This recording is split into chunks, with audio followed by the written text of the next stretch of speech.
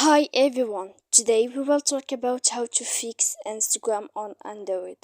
To, to know how to fix Instagram on Android, you should just go to settings like this. You will click.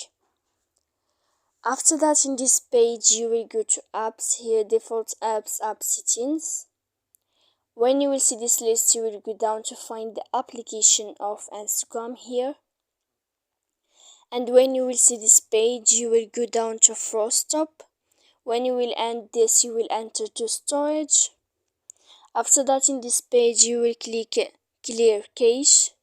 And then here you will click clear data. And after all that, you can turn off your Wi-Fi.